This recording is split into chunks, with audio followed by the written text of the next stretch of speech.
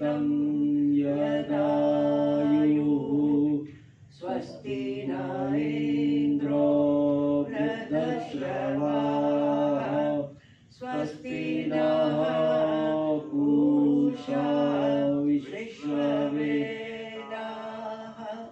स्वस्ति नस्तार्क्ष्यो अरिष्टनेमिः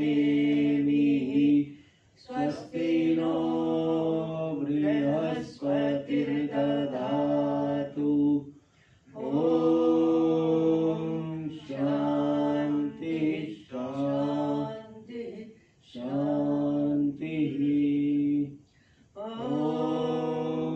सहना भवतु सहनौ भुनक्तु सह वीर्यं करवावहै तेजस्विनावधीतमस्तु मा विद्विषावहै।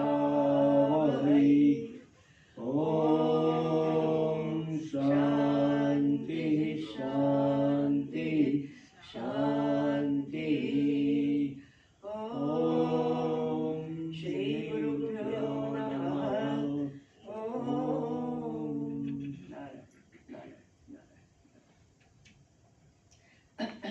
ब्रह्मास्मि माला श्लोक 46 कल्पनातीत साम्राज्यं कल्पनातीत साधनं कल्पनां त्यजता प्राप्तं मया ब्रह्मास्मि कल्पनात् संसारः सकलः स्रस्तः पक्वं पत्रमिवाक्रमात् असम्भवं पुरस्यापि वन्द्यं ब्रह्मास्मि निष्फलम् गान्धर्वे पुर उत्सन्ने कामे हानिः प्रजायते तथा तस्मदीय संसारे स्थाणु ब्रह्मास्मि सर्वथा विगतां नानुशोचामि चिन्ताम्यं नागतां नहि सम्प्राप्तां नाभिनन्दामि कुर्वे ब्रह्मास्मि भावनम् अश्वमेधादिकैः पुण्यैर्न लुब्धोऽहमुपस्थितैः पापैर्लिप्ते कथं कालं सक्तो ब्रह्मास्मि चिन्तने सक्तो ब्रह्मास्मि चिन्तने।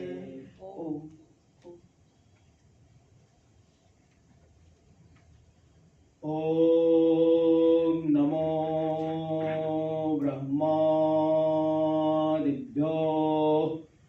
ब्रह्मविद्या संप्रदायकर्तृभ्यो वंश ऋषिभ्यो महद्भ्यो नमो गुरुभ्यः। सर्वोपप्लवरहितः प्रज्ञानघनः प्रत्यगर्थो ब्रह्मैवाहमस्मि ब्रह्मैवाहमस्मि। नारायणं पद्मभवं वसिष्ठं शक्तिं च तत्पुत्रपराशरं च व्यासं सुखं गौडपदं महान्तं गोविन्दयोगीन्द्रमथास्य शिष्यं श्रीशङ्कराचार्यमथास्य पद्मपादं च हस्तामलकं च शिष्यं तन्तोटकं वार्तिककारमन्या नस्मद्गुरून् सन्ततमानतोऽस्मि। श्रुतिस्मृतिपुराणानामालयं करुणालयं नमामि भगवत्पादं शङ्करं लोकशङ्करं शङ्करं शङ्कराचार्यं केशवं बादरायणं सूत्रभाष्य कृतौ वन्दे भगवन्तौ पुनः पुनः। ईश्वरो गुरुरात्मेति मूर्तिभेदविभागिने व्योमवद्व्याप्तदेहाय दक्षिणामूर्तये नमः। ओम शांति शांति शांति। ब्रह्म विद्यापीठ श्री कैलाश आश्रम के पंचम पीठाधीश्वर परम पूज्य श्रोत्री ब्रह्मनिष्ठ ब्रह्मलीन स्वामी प्रेमपुरी जी महाराज जी के चरणों में कोटिशः नमन। समादरणीय श्रोत्री ब्रह्मनिष्ठ ब्रह्मलीन स्वामी अखंडानंद सरस्वती जी महाराज के चरणों में कोटिशः वंदन। समुपस्थित श्रद्धा भक्तिमयी माताओं बहनों और श्रद्धालु सज्जनों सभी के लिए ओम नमो नारायणाय। बड़ी ही प्रसन्नता का अवसर है कि हम लोग इस श्री प्रेमपुरी अध्यात्म विद्या भवन में प्रातःकालीन प्रवचन सत्र में शतश्लोकी नाम के ग्रंथ के आधार पर स्वरूप का विचार कर रहे हैं। इसमें बताया जा रहा है कि ब्रह्म ज्ञान की प्राप्ति करके सभी जीव आनंदित हो जाते हैं और संसार बाधित हो जाता है, बंधन जो है बाधित हो जाता है। क्यों बाधित हो जाता है? क्योंकि वह कल्पित है। अगर सत्य बंधन होता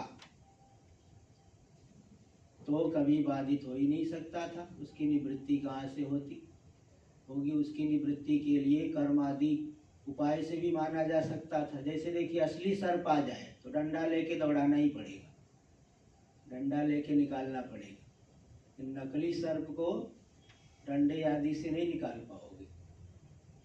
भ्रांति वाला सर्प जो है वह परीक्षण करके यही निश्चय करना पड़ेगा कि रस्सी है, सर्प नहीं। ऐसे ही यहाँ पे आत्मा में जो भी बंधन मालूम पड़ता है सब कल्पित बंधन है। इसलिए उपाय भी कल्पित ही है। जो गुरु है, शास्त्र है, साधना है, यह सब भी स्वप्न में ही चल रहा है। एक तरह से ये समझिए, कल उपाय भी कल्पित है। कल्पित उपायों से भी वास्तविक वस्तु की उपलब्धि हो जाती है। उदाहरण के रूप में बृहदारण्यक में एक प्रसंग दिखाए, वहां पे यथा पदेन अनुविंदेत वाये दिखाए। जैसे जो पशु पालने वाले लोग हैं, बहुत गाय आदि पाले हुए हैं, उस गाय को घास खिलाने के लिए जंगल की तरफ ले जाते हैं और सायंकाल गोधूली बेला में गाय वहां से वापस आती है जंगल से। अब उसने देखा कि एक गाय कम है, तो क्या करेगा? कैसे ढूंढेगा? तो उसकी ढूंढने का तरीका यही है कि वहाँ जंगल के भीतर जाएगा, देखेगा गाय के पैर का चिन्ह कहीं दिख रहा है क्या, क्योंकि अंदर की तरफ गई हुई तो जहाँ से गई होगी पैर का चिन्ह उसका पड़ा रहेगा। तो पैर के चिन्ह को खोजते खोजते गाय तक पहुँच जाता है। तो जो गाय के पैर का चिन्ह है वह गाय है क्या? पैर का चिन्ह गाय है? तो पैर के चिन्ह को उठा के लाना चाहिए। पैर का चिन्ह गाय नहीं है, तो भी पैर के चिन्हों के आधार पर गाय को ढूंढ लेता है। ऐसे ही लोक में भी, जैसे वो गाड़ी वाले आईने साइड मिरर में देख लेते पीछे कौन सी गाड़ी आ रही, किसको साइड देना है किसको नहीं। थोड़ी ड्राइवर पीछे मुड़ के देखेगा, पीछे मुड़ के देखने लगे तब तो एक्सीडेंट हो जाएगा, स्वयं का भी राम नाम सत्य हो जाए। इसलिए वो समझदारी से काम लेता है, साइड मिरर में देख करके गाड़ियों को जो है जगह दे देता है आगे जाने के लिए। तो यहाँ भी उपाय कल्पित है, क्योंकि बंधन कल्पित है। तो गुरु है, शास्त्र है, साधना है, यह सब के सब कल्पित है। गुरु भी सत्य नहीं, साधना भी सत्य नहीं, ईश्वर भी सत्य नहीं है। क्योंकि एक को अगर आप ये सोचे कि अरे भाई पूरा संसार मिथ्या है, लेकिन गुरु जी तो कैसे मिथ्या होंगे? हमारे गुरु जी इतने बड़े आदमी, वो मिथ्या कहाँ से होंगे? तो जरा सा भी अगर आप भावनात्मक पक्ष लिए तो फिर वो आप वहां तक नहीं पहुंच पाओगे। भावनाओं से यहाँ काम नहीं चलेगा। भावनाओं से काम चलता है उपासना में। उपासना में भावना करनी पड़ेगी, लेकिन यहाँ तो विचार करना पड़ेगा, शुद्ध मन से विचार करना पड़ेगा। किसी भी पक्ष को नहीं लेना है, पक्षपात यहाँ नहीं करना है, बल्कि शुद्ध अंतःकरण से शास्त्रीय युक्तियों के आधार पर। जैसे स्वप्न का संसार मिथ्या है, कितना संसार, पूरा का पूरा संसार ही मिथ्या है, ऐसे यहाँ पे भी दिखने वाला पूरा का पूरा जगत मिथ्या है। एक हमारा ही स्वरूप सत्य है। हमारा जो स्वरूप सच्चिदानंद रूप है वही गुरु जी में भी है, वही ईश्वर में है, वही जगत में भी व्याप्त है। इसलिए जो गुरु आदि मिथ्या है, ईश्वर मिथ्या है, देवता मिथ्या है, शरीर मिथ्या है, ये सब मिथ्या। सब में जो मिथ्यात्व तो कहा जा रहा है, उपाधि अंश को मिथ्या कहा जा रहा है। जो प्रत्येगात्म अंश है उसको मिथ्या नहीं कहा जा रहा। वो तो हमारा ही स्वरूप है, हमसे भिन्न नहीं है, उसमें कोई भेद नहीं है, वह सर्वत्र एक ही है। तो यहाँ कल्पित उपायों से ही मुक्ति की प्राप्ति हो जाती है, आत्मज्ञान से। आत्मा को जान लिए, संसार को बाधित जान। आत्मा को जानने का मतलब क्या? एक ब्रह्माकार वृत्ति ऐसी उठेगी कि वह सभी बाधित हो जाए। जैसे वहां पे यह रज्जु है, सर्प नहीं, इसी तरह से मैं ब्रह्म स्वरूप हूँ, जगत नहीं है, जगत का साक्षी हूँ, जगत के बाद का भी साक्षी हूँ, इस तरह से वो जान लेता है। तो शोक और मोह को पार कर जाता है। और जो लोग संसार को सत्य मानते रहते हैं वे दुखी होते रहते हैं, क्योंकि संसार को सत्य मानने पर 3 दोष शास्त्रों में बताया गया। विवेक चूड़ामणि में 3 दोष दिखाए हैं। सत्यम यदि स्यात् जगते तदात्मनो, आत्मनो नन्तत्व हानिर निगमा प्रमाणता, असत्यवादित्वमपि ईशितो स्यात् नैतत्रयम् साधु हितं महात्मना। ऐसा विवेक चूड़ामणि में श्लोक आया है। अगर आत्मा में जो जगत की प्रतीति हो रही है वह उस जगत को यदि सत्य मान लिया जाए तो 3 दोष है। पहला दोष क्या है? अनंतत्व हानि ही। आत्मा अनंत है। अनंत मतलब 3 प्रकार का अंत नहीं है, परिच्छेद नहीं है। अगर जगत को सत्य मान लिए तो अनंतत्व की हानि हो गई, वस्तुकृत परिच्छेद हो गया। एक आत्मा सत्य है, दूसरा जगत भी सत्य है, तो 2 सत्य है, तो सर्वात्मक कहाँ हुआ? एक सत्य आत्मा है, दूसरा सत्य जगत है, आत्मा सर्वात्मक हुआ क्या? नहीं, सर्वात्मक नहीं हो जाएगा, हो पाएगा। देश वस्तु को लेकर के परिच्छेद हो गया, और देश को लेकर के भी परिच्छेद हो जाएगा, क्योंकि एक ही काल में एक ही देश में 2 वस्तु नहीं हो सकती। जैसे आप ट्रेन से यात्रा करते हो अथवा फ्लाइट से यात्रा करते हो, एक ही ट्रेन में एक ही काल में एक ही सीट पर 2 आदमी होंगे क्या? ना,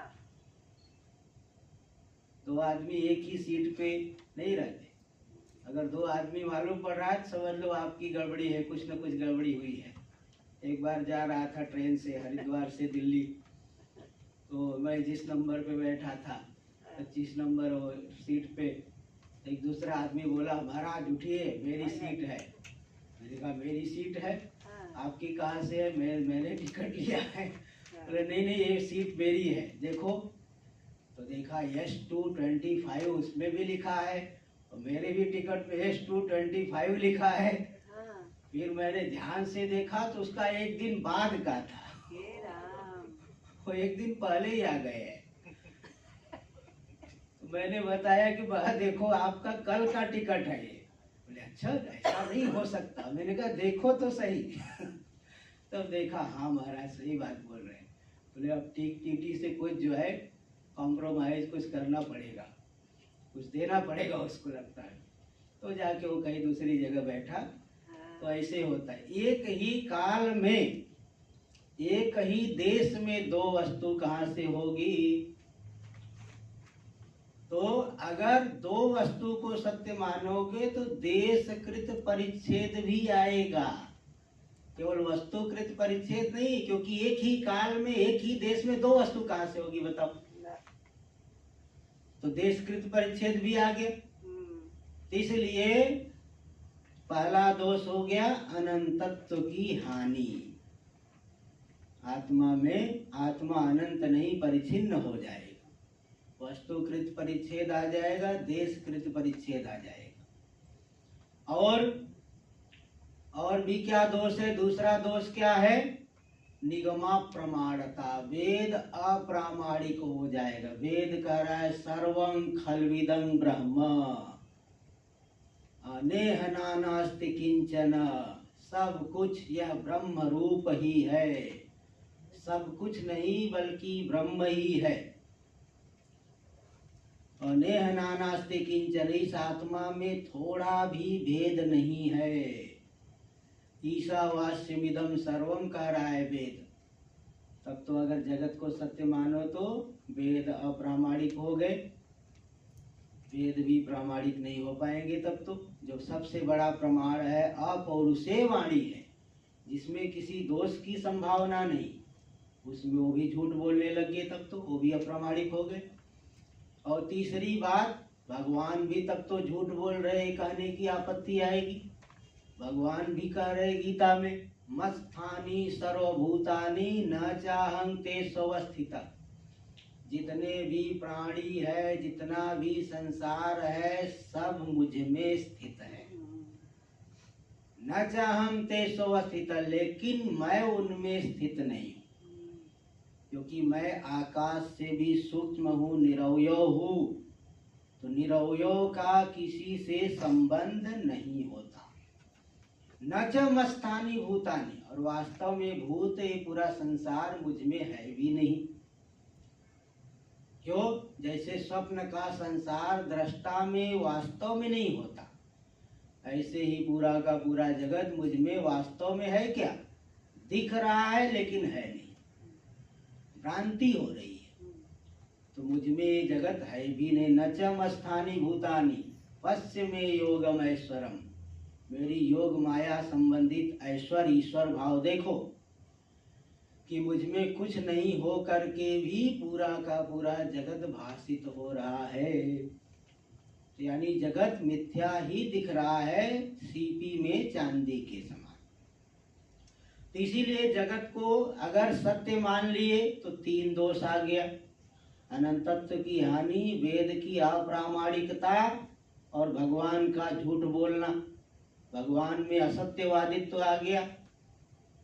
अब कोई नास्तिक होता है तो होने दो, बोले जो है आप लोग भले बोलो, लेकिन महात्मा लोग ऐसा नहीं बोलेंगे। नैतत्रयम् साधु हितं महात्मना, महात्मा लोग इस बात को स्वीकार नहीं कर, गलत बात का समर्थन नहीं करेंगे, कभी भी नहीं करेंगे, है ना। इसीलिए तो देखिए जीव ब्रह्म की एकता जब बताते हैं तो विशिष्ट में तो एकता हो नहीं पाती। विशिष्ट में एकता होती क्या? विशिष्ट एक कभी हो नहीं सकता। तो फिर नहीं होता है मत होने दो। बोले ऐसा नहीं बोल सकते भाई, शास्त्र कह रहा है तो इसलिए एकता को मानना पड़ेगा। अब विशिष्ट में नहीं बन रहे तो लक्षणा के द्वारा विशेषण अंश को छोड़ो, शुद्ध को लो, विशेष में एकता हो जाएगी। केवल विशेष को, विशेषण अंश का परित्याग कर दी लक्षणा के द्वारा और केवल शुद्ध को ले लिए तो एक ही है वो तो सब जगह। इसीलिए यहाँ ये बताए कि जगत पूरा मिथ्या है। फिर व्यवहार कैसे चल रहा है? अज्ञान से पूरा का पूरा व्यवहार चल रहा है। और ये हम लोग 67 नंबर श्लोक में इसी बात को देख रहे थे। जागृत्याम अंतरात्मा, 67 श्लोक का उच्चारण कर लिए थे, थोड़ा समय बताया था इसका, सामान्य रूप से अर्थ बताया था। तो जागृत्याम अंतरात्मा, ये जो अंतरात्मा जीव है जागृत काल में क्या करता है? विषय सुख कृते अनेक यत्नान विधास्यन्, विषय सुख की प्राप्ति के लिए बहुत यत्न करता है। बहुत पढ़ लिख करके भी विदेश चले जाता है अधिक पैसा कमाने के लिए, है ना, बहुत पैसा, बहुत प्रयत्न करता है। इसलिए एक महात्मा जी तो उदाहरण देते हैं कि लोगों का जीवन पशुओं के जैसा हो गया है।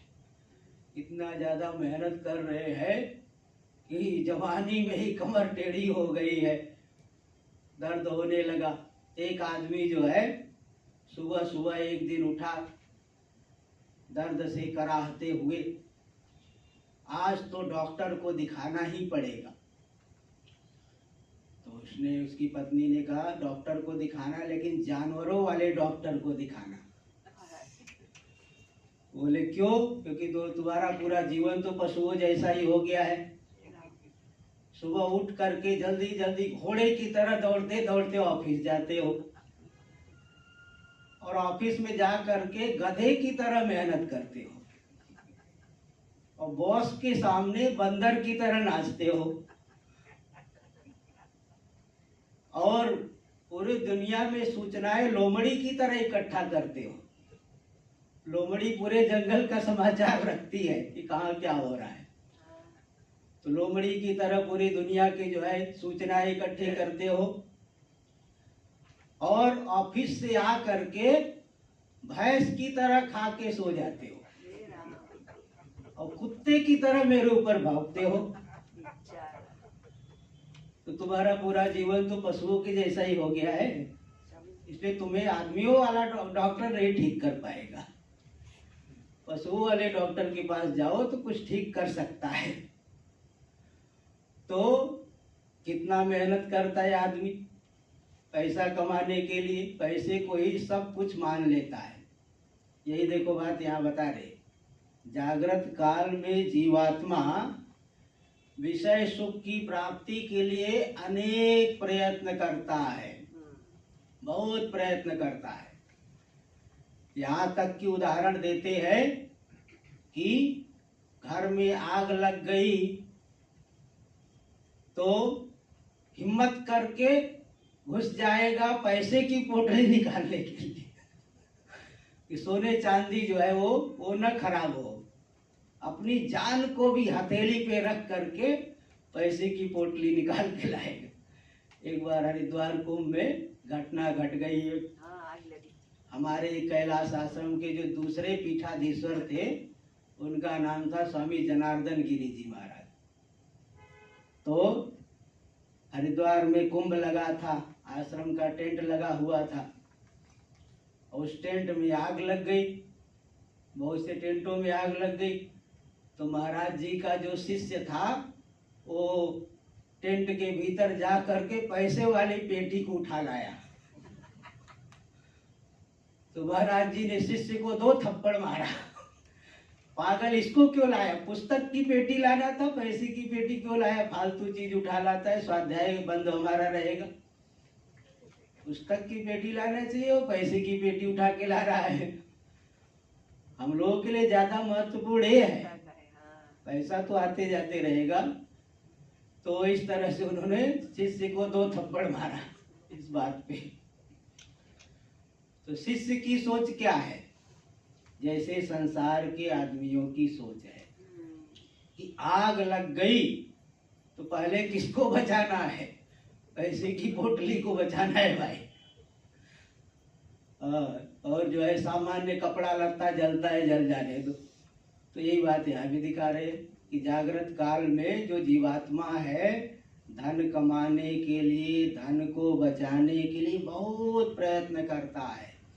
और पंचदशी में भी तो इस बात को कह दिए, अर्थानाम अर्जने क्लेशः तथैव परिपालने क्षये दुखम व्यये दुखम धिगर्थान क्लेशकारिण। ये जितने अर्थ है, धन संपत्ति है, शुरू से लेकर के अंत तक दुख ही देते हैं। धन का उपार्जन करने में एड़ी चोटी का जोर लगाना पड़ता है, बहुत जो है दुख होता है, और उसको बचा के रखने में और कितना दुख। बैंक में डालो, ज्यादा हो गया उसका टैक्स लग जाएगा, टैक्स बचाने के लिए कितना दिमाग लगाना पड़ता है, बहुत दिमाग लगाते हैं। और क्षय दुखम व्यय दुखम, छीड़ हो गया, बाढ़ आ गई, बह गया, चोर ले गया, राजा ने ले लिया, तो और भी दुख। और खर्चा करते समय बड़ा दुख होता है, कम से कम में निपट जाए तो ठीक है, कितनी कोशिश करता है। यहाँ सामान महंगा मिलेगा, उधर से लाओ तो सस्ता मिलेगा, दूर में जा करके वही सामान बगल में मिल रहा है, लेकिन वहाँ नहीं लेकर के कहा जाए 2 किलोमीटर दूर से लाएंगे, वहाँ सस्ता मिल रहा है, तो व्यय होने पर भी दुख हो रहा है। तो धिगर्थान क्लेशकारिण, ये जो अर्थ है विषय बहुत क्लेश देते हैं, इनको धिक्कार है, ऐसा वहाँ कहा गया। तो ये जो जीवात्मा है बहुत मेहनत करता है धन आदि कमाने के लिए, विषय सुख की प्राप्ति के लिए, लेकिन विषय सुख कितना तुच्छ है। उन्हीं विषयों को छोड़ करके निद्रा की गोदी में चले जाता है। अगर वही सब कुछ होता तो एकदम रात भर बैठे रहना चाहिए था उसी को देखते हुए, लेकिन बैठे रहता है क्या? बैठे नहीं रहता, सो जाता है। साम्य सर्वेन्द्रियोघो, जब इंद्रिय रूपी औघ, इंद्रिय प्रवाह जब थक जाती, इंद्रियों का समुदाय जब थक जाता है, देखते देखते आंख थक जाती है, बैठे बैठे नींद आने लगता है, सुनते सुनते कान थक जाएंगे, खाते खाते जो है मुंह दर्द करने लगता है, तो अधिगतम अपि सुखं विस्मरन, प्राप्त सुख को भी भूल करके याति निद्राम, निद्रा में चले जाता है। क्यों निद्रा में चले गया? विश्रामाय, विश्राम की प्राप्ति के लिए, थकावट को दूर करने के लिए निद्रा देवी की शरण ले लेता है। तो भाई इससे क्या सिद्ध हो रहा है कि विषय सुख सब कुछ नहीं है। विषय सुख को भी छोड़ करके निद्रा में जा रहे हो तो मतलब ये तुच्छ है, निद्रा वाला सुख ज्यादा है। इसलिए नींद आने के लिए अच्छे बिस्तर की व्यवस्था करते हैं। जिनको नींद नहीं आती वो लोग इंजेक्शन लेते हैं। और अभी तो एक नई चीज मुझे मालूम पड़ी, ऋषिकेश में एक आदमी के घर में गया था भिक्षा लेने के लिए, तो उसने दिखाया कि एक मशीन है, वो उस पे चढ़ गया तो चालू कर दे तो बहुत घुमा देती है मशीन। जी महाराज मुझे नींद नहीं आती, ये मशीन चालू कर देता हूँ तो बहुत घुमा देती, बुद्धि घुमा देगी तो फिर नींद आ जाती है। ऐसा मशीन मुझे दिखाया उसने, मुझे भी थोड़ा चढ़ा करके टेस्टिंग लिया। तो वो मशीन ऐसी है, बहुत ज्यादा घुमा देगी तो दिमाग घुमा देगी, बुद्धि घूम जाएगी, फिर नींद आ जाएगा। बोले इस तरह से नींद, ऐसे नींद के लिए कितने तरीके अपनाते हैं। तो विषय सुख सब कुछ है क्या? विषय सुख सब कुछ नहीं है, उससे उत्कृष्ट तो निद्रा का सुख है। तो विश्रामाय स्वरूपे, विश्राम के लिए वो निद्रा में चले जाता है। इसलिए क्या सिद्ध हुआ? स्वरूपे तो अतितर सुलभम, स्वरूप में जो सुख है अत्यंत सुलभ है। उसको पाने के लिए कुछ करना नहीं है।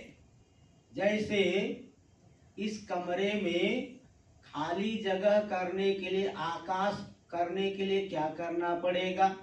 यहाँ के सामान को हटा दो, खाली आकाश पहले से ही है। घर के भीतर कोई घर एकदम भरा हुआ है, उसके अंदर आकाश लाना पड़ता है क्या? सामान निकाल दो, आकाश पहले से ही। आकाश को कहीं लाने की जरूरत नहीं पड़ती है। ऐसे स्वरूप पहले से ही परमानंद है, उसमें कुछ जो है दवाई नहीं डालना पड़ेगा कि अच्छा लगने लगे, और पहले से ही अच्छा है वो। ये तो हमारा मन विषयों में घूम रहा है ना, इसीलिए हमें जो है दुख का ज्ञान होता है। विषय के वियोग से दुख। देखो, दुख के लिए दो चीज है, इष्ट का वियोग और अनिष्ट का संयोग। दो चीज से दुख होगा। आपका कोई परम प्रेमास्पद व्यक्ति हो, उसके प्राण छूट जाए, आप बड़े दुखी होंगे। क्यों? क्योंकि आपके इष्ट थे। इष्ट का वियोग हो जाएगा तो दुख होगा, और अनिष्ट का संयोग हो जाए, बड़ी बीमारी आ जाए तो, अथवा कोई और बड़ी समस्या आ गई तो दुख होता है। तो लोक व्यवहार में जिसको इष्ट मान रखा है, जिसको अनिष्ट मान रखा है, इष्ट का वियोग होगा अथवा अनिष्ट का संयोग होगा तो दुख का ज्ञान होता है। दुख कोई भी स्वभाव से नहीं होता, औपाधिक होता है। कोई भी दुख ऐसा बता दो आप, आपको 1,00,000 रुपए इनाम कैश दे दूं मैं, कि जो बिना किसी उपाधि के आता हो। ऐसा कोई दुख आप मुझे बता दीजिए, बिना किसी निमित्त के, बिना किसी उपाधि के कोई दुख मुझे बताओ। कभी भी आप दुख बताओगे तो ये मर गए, वो मर गए, मेरे पैर में दर्द है, मेरे दांत में दर्द है, मेरे सिर में दर्द है, मेरा पेट ठीक नहीं है। कैसे आप बताओगे? तो यही तो बताओगे, और क्या बताओगे? बिना किसी निमित्त के स्वरूप में कोई दुख दिखा नहीं सकता। निमित्त के ही दुख दिखा सकते हो। इसलिए दुख क्या है? औपाधिक है, उपाधि के संबंध से जनित होता है। कोई भी दुख स्वरूपतः नहीं है। स्वरूप में तो सुख ही सुख है। स्वरूपे तु अतितर सुलभम, स्वरूप में जो सुख है अत्यंत सुलभ है। उसको पाने के लिए कोई परिश्रम नहीं करना है, बल्कि सबको छोड़ना है, सबसे मन को हटा देना है। जैसे आकाश को लाने के लिए कुछ परिश्रम नहीं करना, आकाश हर जगह पहले से है। बस इसी तरह से तेन चातीन्द्रियम ही सौख्यं सर्वोत्तमम, इसीलिए यह जो अतीन्द्रिय सुख है, कल भी यही बात बता रहा, सुखम आत्यंतिकम यत्तद् बुद्धिग्राह्यम अतीन्द्रियम। यह जो अतीन्द्रिय सुख, परमात्मा सुख कैसा है? आत्यंतिक है। पहली बात आत्यंतिक है, उसको करने के लिए कोई विषय संयोग की जरूरत नहीं होती है। कुछ अभ्यास करना, सात्विक सुख के लिए अभ्यास करना पड़ेगा।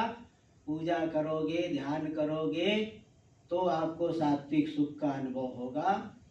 सात्विक सुख में कर्तृत्व रहता है, लेकिन स्वरूप सुख में कुछ करना नहीं पड़ता। अतीन्द्रिय है, आत्यंतिक, सदा रहने वाला है। हाँ, बुद्धि ग्राह्य है, कोई अपने को पागल बना करके, नशा करके घाटे को नहीं दूर करना है वहां पे, बुद्धि को कम करके नहीं, बल्कि वह अतीन्द्रिय सुख, सूक्ष्म। बुद्धि ग्राह्य मतलब सूक्ष्म बुद्धि के द्वारा उसका ग्रहण होता है। तो इस तरह से जो अतीन्द्रिय सुख है सर्वोत्तम है, सर्वोत्कृष्ट है। इसमें कोई जो है निमित्त की जरूरत नहीं है। वह स्वरूप सदा परमानंद है, शांत है, किसी भी प्रकार का उपद्रव उसमें है नहीं, सांसारिक दुख उसमें नहीं है। इसमें एक उदाहरण आता है, कोई एक मास्कली नाम के आत्मजिज्ञासु थे, और वो जिस आचार्य के पास आत्मा को जानने के लिए गए, उनका नाम था वाध्व आचार्य। वाध्व आचार्य से जाके बोले, मुझे आत्मा को बताओ। तो वो शांति से ध्यान में बैठ गए। फिर दोबारा बोले, मुझे बताइए। वो ध्यान में बैठे, 3 बार बोले।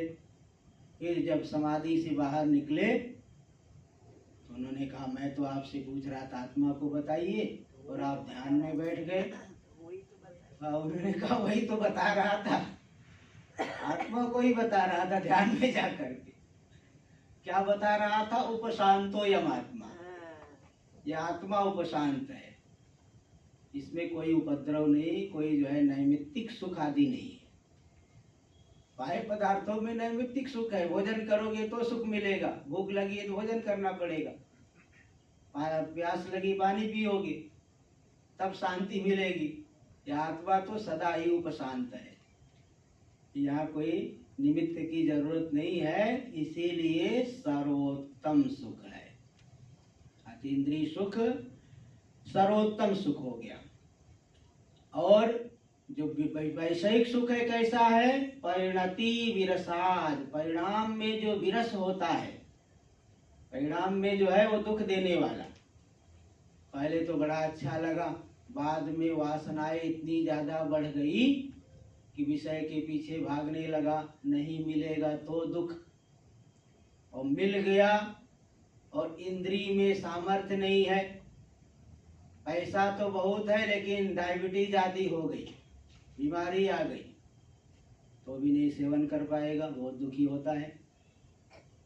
तो बोलते हैं ना, घोड़ा तो है लेकिन चना नहीं है, और चना है लेकिन घोड़ा ही नहीं, इंद्रिय ठीक नहीं है, तो क्या कर पाएगा?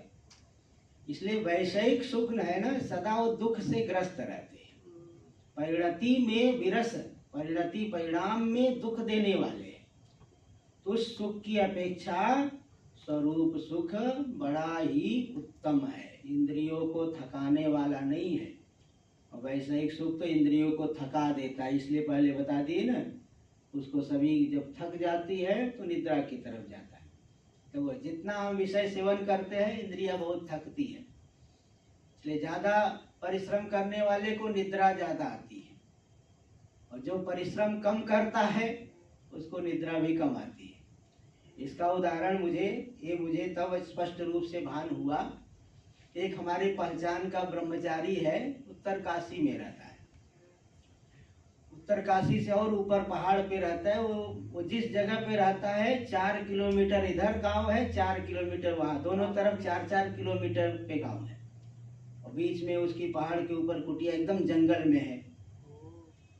तो वो बताता है कि महीने महीने भर मुझे कोई आदमी ही नहीं दिखता, वो बिस्किट आदि लेके जाके रखे रहता है, अथवा वो भोजन आदि कुछ बना लेता है, वहां पे सामान लेके रखे रहता है, महीने महीने भर कोई आदमी नहीं दिखता है। कभी हिरण आदि उधर आ जाते हैं, कोई जंगली जानवर भी दिख जाता है, लेकिन आदमी महीने महीने भर नहीं दिखता।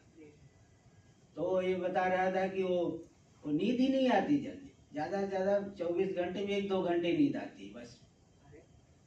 विषयों का सेवन करने से थकावट ज्यादा होती है, तो नींद ज्यादा आती है। और विषयों का सेवन नहीं कर रहे हैं, कोई थकावट नहीं, नींद भी नहीं आएगी, सोना चाहोगे तो भी नहीं सो पाओगे। तो ऐसा उसने बताया। बोला कभी हंसने लगता हूँ, कभी गाने लगता हूँ, कभी नाचने लगता हूँ। वहां अकेले करेंगे क्या? कभी नाचने ही लग गए, कभी बैठे बैठे रोने ही लग गया, कभी बैठे बैठे रोने लगता हो, कोई है नहीं वहां अकेले हो, कभी नाचने लगे, कभी रोने लगे। बोले नींद बहुत कम आती है, रात में भी सोते नींद ही नहीं आती, और जब ज्यादा विषय का सेवन करते व्यवहार करते हैं तो नींद भी खूब आती है। तो इंद्रियां हमारी थक जाती है विषयों के सेवन से। बहुत ज्यादा सेवन करने पर इंद्रियों का सामर्थ्य भी कम हो जाता है। तो ये विषय इंद्रियों को थकाने वाले हैं विषय, और नाना प्रकार के दोष वाले, दोष से युक्त है सुख। लेकिन जो आत्म सुख है, अतीन्द्रिय है, अतितर सुलभ है, अत्यधिक सुलभ है। तो हमारी केवल गलत जो सोच है, गलत समझ है, वो हट जाए तो आत्मा तो परमानंद है ही, हमारा तादात्म्य शरीर आदि से हटना चाहिए, ये आवश्यक है। यहाँ पे ये बता दी। अब यहाँ एक दृष्टांत दे करके इस बात को समझा रहे हैं, और यह दृष्टांत बृहदारण्यकोपनिषद में आया हुआ है। श्रुति के आधार पर यहाँ दृष्टांत दे रहे। श्लोक नंबर 68 देखिए। पक्षावभ्यस्य पक्षी जनयति मरुतं तेन यात्युच्य देशं लब्ध्वा वायुं महान्तं श्रममपनयति स्वीयपक्षौ प्रसार्य दुःसङ्कल्पैर्विकल्पैर्विषयमनु कदर्थे कृतं चित्तमेतत् खिन्नं विश्राम हेतोः सपिति चिरमहो हस्तपादान् प्रसार्य। पक्षावभ्यस्य पक्षी बृहदारण्यक में मंत्र आया है, वहां पे मंत्र है तद यथा अस्मिन् आकाशे शेनो वा सुपर्णो वा विपरिपत्य श्रांत संहत्य पक्षौ संलयायैव ध्रियते एवमेवायं पुरुष एतस्मा अंताय धावति यत्र सुप्तो न कंचन कामं कामयते न कंचन स्वप्नं पश्यति। बृहदारण्यक में 4-3-19 चौथे अध्याय के तृतीय ब्राह्मण का 19 नंबर वाला मंत्र है। उसी मंत्र के आधार पर यहाँ दिखा रहे हैं कि जैसे पक्षी आकाश में उड़ता है, कैसे उड़ता है, पक्षौ अभ्यास से अपने पंखों को जोर जोर से ऐसे झटका देगा, फैलाएगा। जोर जोर से जब पंखों को चलाएगा तो वायु जो है उत्पन्न हो, वायु जो है वो हलचल हो जाएगी, वायु की उत्पत्ति करेगा। गति रहित वायु है, गतिशील कर देगा और उसी वायु का सहारा लेकर के ऊपर उड़ जाता है। पक्षौ अभ्यस्य पक्षी जनयति मरुतम, अपने पंखों को जोर से चला करके पक्षी वायु की उत्पत्ति कर दिया, वायु को गतिशील बना करके उसी गतिशील वायु के माध्यम से यात्युच्च देशम, ऊपर चले गया। और ऊपर वायु चलाने की जरूरत नहीं, ऊपर तो वायु स्वयं ही चल रही है। अभी थक गया है थोड़ा सा तो क्या करेगा, वहां पे अपने पंखों को केवल फैला करके ही रखेगा और चलती हुई वायु का सहारा लेकर के फैला करके रखा, अपनी थकावट को ऊपर ही ऊपर मिटा लेता है। वहां नहीं चलाते, कई बार आप देखेंगे पक्षी केवल पंख फैलाए हुए तब भी जोर से उड़ रहे हैं, क्योंकि ऊपर वायु पहले से ही बह रही है। उसी बहती हुई वायु का सहारा लेकर के पंख फैला करके रखेगा, ऊपर ही आराम कर लेता है। लब्ध्वा वायु महानतम, ऊपर महान बहुत बृहद वायु है, बहुत अधिक वायु है। उस वायु का आश्रय लेकर के स्वीय पक्षों प्रसार्य, अपने दोनों पंखों को फैला करके श्रमम अपनयति, श्रम का अपनयन कर देता है, अपनी जो थकावट को दूर करता है। थकावट फिर दूर हो जाएगी वहां पे जो है, तो इस तरह से उसका थकावट दूर होता है। इसी तरह से यह जो जीव है, ये जो दृष्टांत जैसे बता दी कि पहले पंख को जोर से चलाया, वायु उत्पन्न हुई, उसी वायु का सहारा लेकर के ऊपर चले गया और ऊपर पंख फैला करके अपनी थकावट को दूर किया।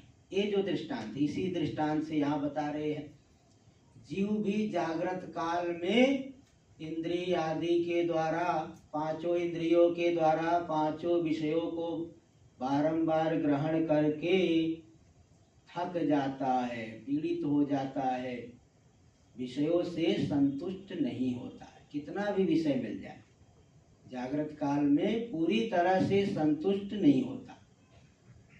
अगर विषय सेवन से संतुष्टि मिल जाती, आदमी तो 10-20 साल में ही हमेशा के लिए संतुष्ट हो जाए, लेकिन ऐसा नहीं होता। 10-20 साल के हजारों वर्ष तक विषय सेवन करते रहने पर भी संतुष्टि नहीं भी हुई। जैसे राजा ययाति का, राजा ययाति तो अपने पुत्र की भी वो अवस्था लेकर के विषय भोग करते रहे, हजारों वर्ष तक करते रहे, लेकिन उनको संतुष्टि नहीं मिली। तो उन्होंने जो कहा था, एक श्लोक तो बहुत प्रसिद्ध है और एक और श्लोक उसके बाद वाला आता है। एक श्लोक तो यह है, न जातु कामः कामानाम उपभोगेन साम्यति हविषा कृष्ण वर्तमेव भूय एवाभिवर्धते। जो विषय, जो इच्छाएं है, विषयों का उपभोग करने पर शांत नहीं होती, बल्कि बढ़ती जाती है। जैसे अग्नि में घी डालो तो अग्नि कम नहीं होगी बल्कि बढ़ेगी। ये श्लोक तो प्रसिद्ध है। उसके बाद में भी एक श्लोक आता है, वो भी बहुत उत्कृष्ट है।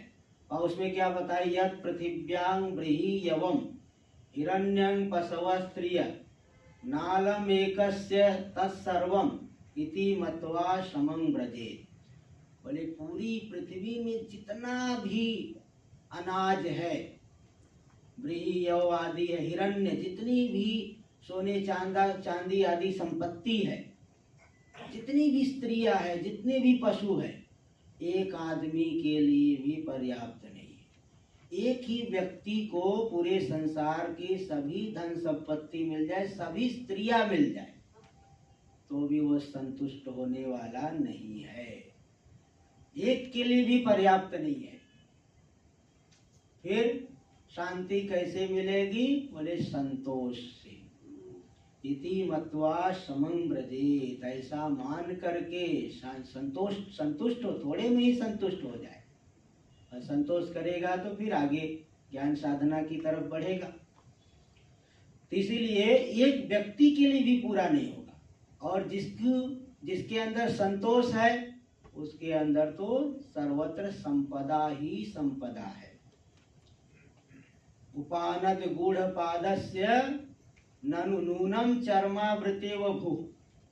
पैर में जूता, चमड़े का जूता पहन लिए तो समझ लो पूरी पृथ्वी चमड़ा फैला हुआ है पृथ्वी पे, क्योंकि आपके पैर में चमड़े का जूता है। पूरी पृथ्वी पे चमड़ा नहीं बिछाना है, पैर में जूता पहन लो चमड़े का, तो पूरी पृथ्वी पे चमड़ा ही चमड़ा फैला हुआ है। तो उदाहरण ये आया है कि कोई राजा की कन्या थी, बगीचे में घूम रही थी, उसके पैर में कांटा लग गया और चिल्लाते हुए पिताजी के पास आई। तो उसके पिताजी ने मंत्री को बुला करके कहा, मंत्री जी पूरी पृथ्वी पे जो है चमड़ा बिछा दो, मेरी कन्या को जो है कांटा नहीं लगना चाहिए इसके पैर में। तो उन्होंने, मंत्री ने सोचा पूरी पृथ्वी पे चमड़ा कैसे बिछेगा, फिर एक चमड़े का जूता बना करके कन्या को पहना दी। अब उपानद गूढ़ पादस्य नूनम चर्मावृतेव भू। उपानद से जिसके पैर में चमड़े का जूता जिसने पहन लिया है तो निश्चित रूप से पूरी पृथ्वी पे चमड़ा ही बिछ गया है, क्योंकि कहीं भी पैर रखेगा तो चमड़े के ऊपर ही रखेगा। ऐसे ही सर्वत्र संपदम तस्य संतुष्टम यस्य मानसम। जिसका मन संतुष्ट है सर्वत्र संपदा ही संपदा है। तो यहाँ ये बता रही है कि व्यक्ति चाहे कितना भी विषय भोग कर ले, संतुष्ट नहीं हो सकता उससे, और उसकी इंद्रियां जो है बहुत थक जाती है। विषय भोग करते करते थक जाएगा, फिर वह विश्राम करने के लिए किसकी शरण लेगा? अपनी आत्मा में चले जाएगा, निद्रा अवस्था में चले जाएगा। दुष्संकल्पर विकल्पर विषय मनु, विषयों के दुष्ट संकल्प और विकल्प से भ्रांत होकर के चित्त जब खिन्न हो जाता है, दुखी हो जाता है, तो चित्तम एत कदर्थी कृतम चित्तम एतत् खिन्नम। विषयों के संकल्प, दुष्संकल्प, विकल्प से पहले भ्रांत हो गया और भ्रांत होकर के खिन्न हो गया। खिन्न होकर के फिर क्या करेगा? वह विश्राम करने के लिए, थोड़ा आराम पाने के लिए, तरोताजगी, फिर से जो है बैटरी चार्ज करने के लिए, इसको बोलते हैं, दोबारा बैटरी चार्ज करने के लिए स्वपीति, सो जाता है। और स्वपीति का अर्थ किया गया छांदोग्य में स्वम अपीतो भवति, अपने में ही लीन हो जाता है। इति स्वपीति, इसलिए कहते हैं स्वपीति, सो रहा है, अपने में ही लीन हो गया, स्वयं में ही लीन हो गया, इसलिए कह रहे सो रहा है।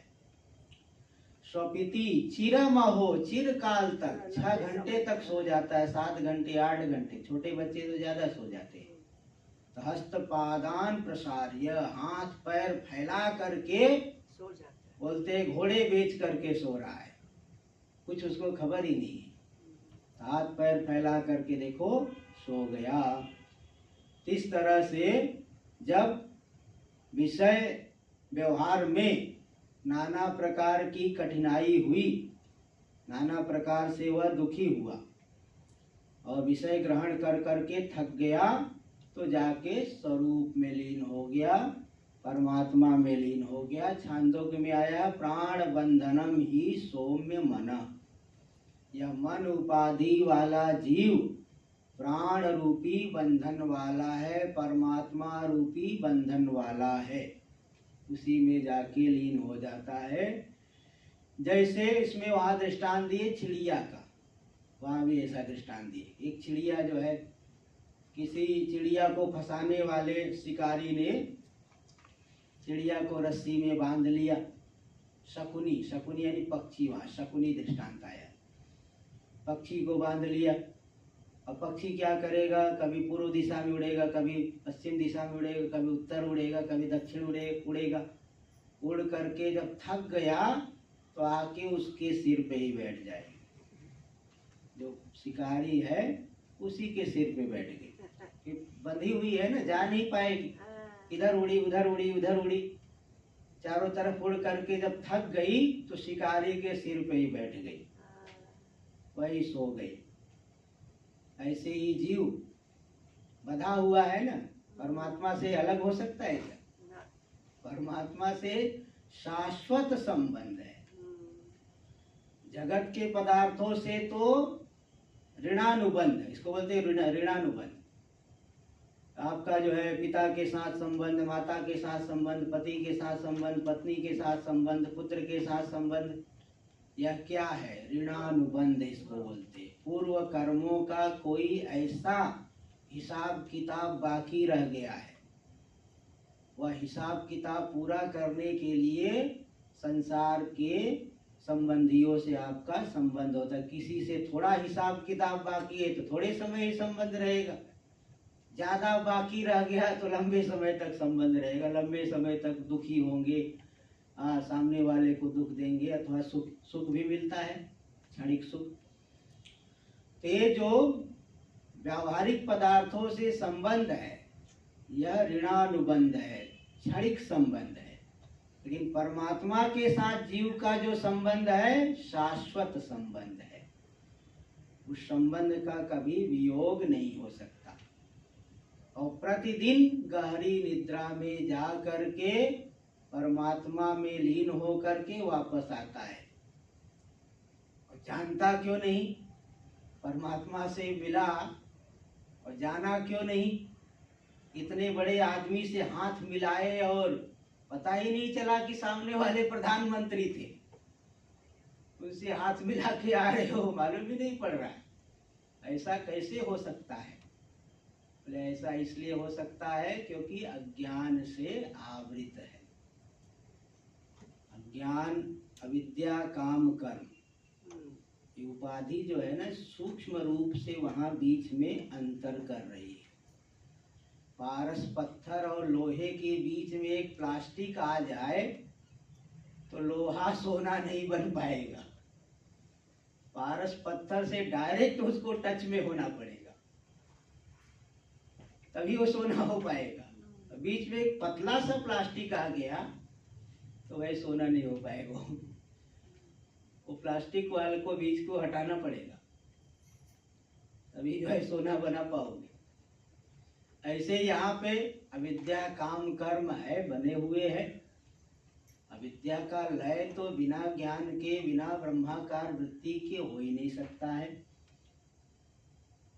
और कामना, कामना भी सूक्ष्म रूप से है, कर्म भी है। ये तीन तीन उपाधि जब बनी हुई है तो परमात्मा से हाथ मिला रहा है लेकिन जान नहीं पा रहा है। सारी देखो तरोताजगी तो आ जाती है, एकदम सो करके उठा, बड़ा अच्छा लगा, आनंद आ गया, अब तो दिन भर काम करेंगे, तरोताजगी होगी। लेकिन वो जान नहीं पाया परमात्मा से मिल के आ रहा हूं। तो यहाँ यही बता दिए कि जब जागृत व्यवहार में नाना प्रकार के देखना, सुनना आदि कार्यों को किया तो उनसे थक करके जीव परमात्मा में जाके लीन हो जाता है, स्वपीति, अपनी थकावट को मिटाने के लिए, जैसे पक्षी के समान यहाँ बता दी। तो इस दृष्टांत से भी क्या बताना चाहते हैं? वैषयिक भोगों में दुख ही है। यहाँ दोनों श्लोकों में यही बात बताए कि जो हमारा स्वरूप सुख है सर्वोत्तम है, विषयों में जो सुख है वह दुख रूप ही है। नहीं तो थकता क्यों? थकना नहीं चाहिए। सो करके कोई नहीं थकता है। ये बात अलग है कि हमारा कर्म जो है उद्भूत हो जाता है तो हम जागृत में आ जाते हैं, लेकिन सो करके कोई थकता है क्या? कई ऐसे दृष्टांत भी आपको मिलेंगे कि कितने कल्प तक सोते रहे। राजा मुचुकंद का दृष्टांत आप देख सकते। कुंभकर्ण 6 महीने सोते थे।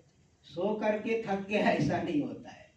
हाँ, हमारा कर्म उद्भूत हो गया ना, इसलिए हम सुसुप्ति को छोड़ करके जागृत में आ जाएंगे अथवा स्वप्नावस्था में आ जाएंगे।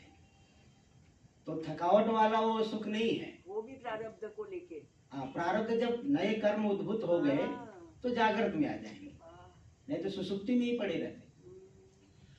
तो ऐसा यहाँ यही बताना चाहते, वैषयिक सुख जो है वह दुख रूप ही है। स्वरूप सुख अत्यंत सुलभ है, सर्वोत्तम है, निर्निमित्तक है। इसलिए स्वरूप सुख को ही प्राप्त करने के लिए प्रयत्न करना चाहिए। आगे हम लोग कल करेंगे। ओम शांति शांति शांति। ओम।